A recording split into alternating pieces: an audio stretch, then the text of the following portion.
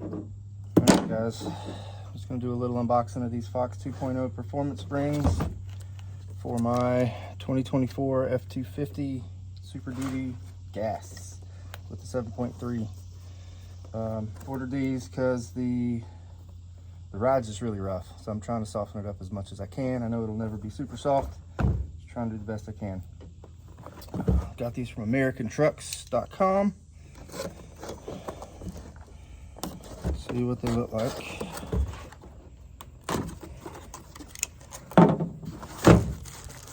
These are the rear springs. Really beefy looking.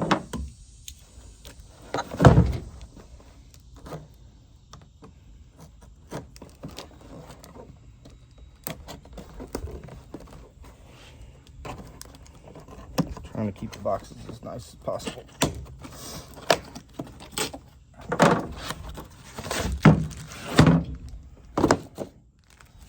All right, let's see here. Stickers, installation guide. In reality, the installation of these things is literally 2 bolts on each one. Shouldn't be very hard to do at all, but we'll see what happens. All right.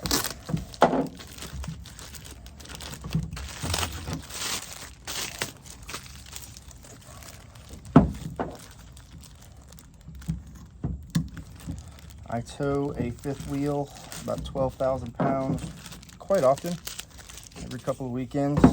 So I'm hoping that even on the road, these will help out with some of the shock. All right, they are very nice looking. I'm gonna go ahead and cut the bands, see how long these things are.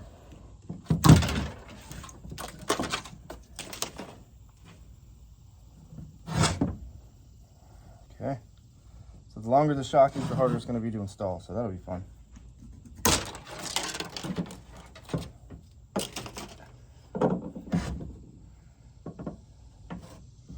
There we go. These shocks were designed for trucks with a 0 to 1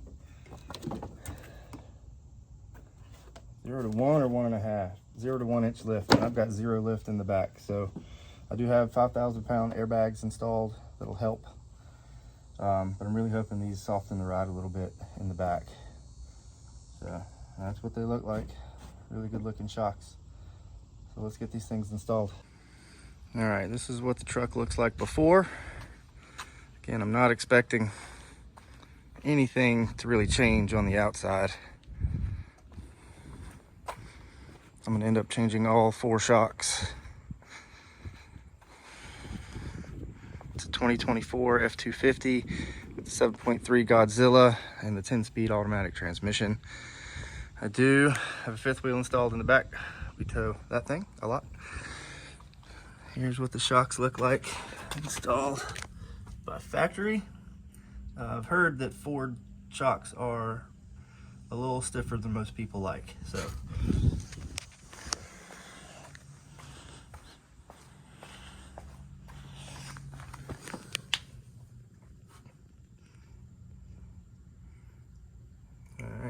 Get these things changed out. All right, I'm actually filming this portion after the install just to make sure I had all the tools listed. I'll post it at the beginning of the video though.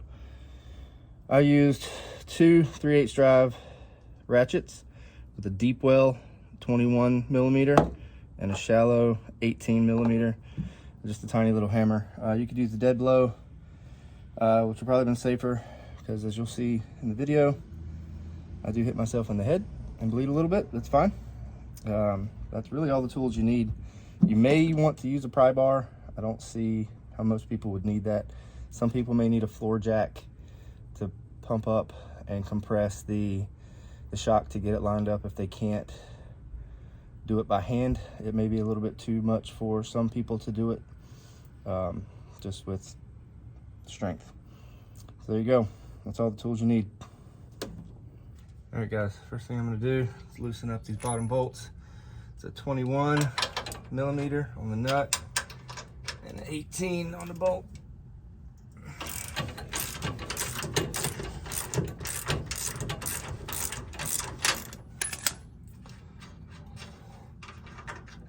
get the nut off, before I take the bolt out, I'm actually going to reach up and loosen up the top mount, which is also an 18 millimeter.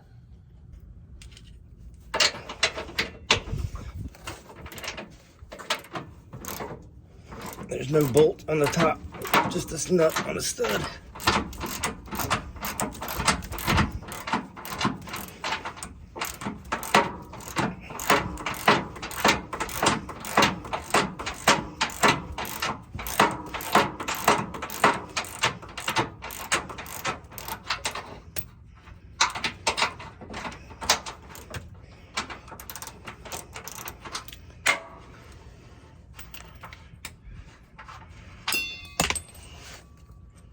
All right, with that off,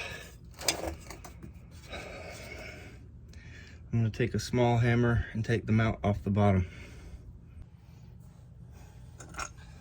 Stubby hammer.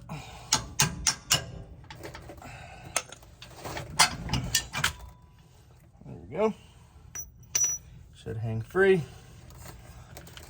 Pull it off from the top, and there you have your shock. All right, let's do the other side. And just as a note, I did remove my spare tire just to give myself some room to work. Let's go do the passenger side. All right, same thing on this side. 21 inch, 21 millimeter on the bottom, 18 on the top.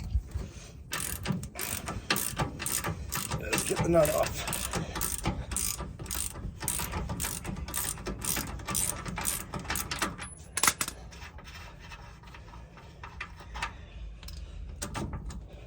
And then the top side with the 18.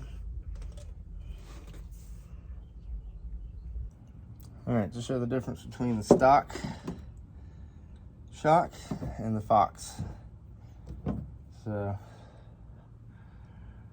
pretty much within 3/4 of an inch of the same length, so it shouldn't be any issue whatsoever just to pop them back on there. All right, let's do the install. All right, I'm only gonna put a video installing one side because both sides are exactly the same.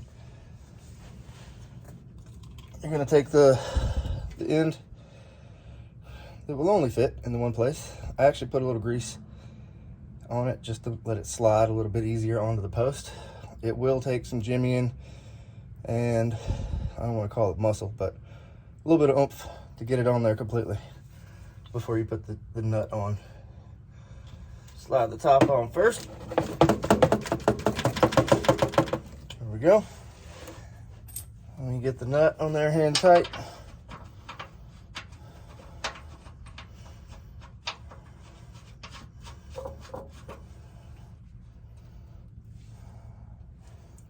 Go ahead and tighten that 18 millimeter socket.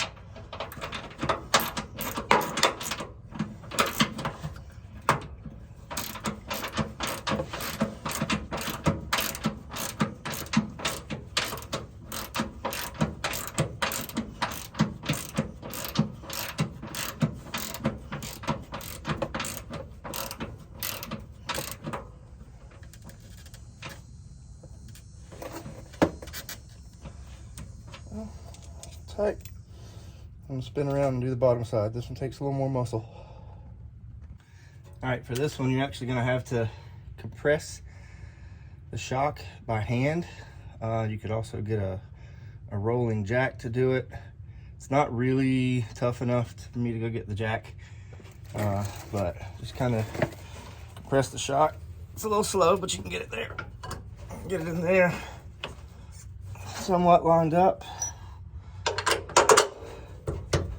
Post in. The left tap. There we go. We can get the nut on there.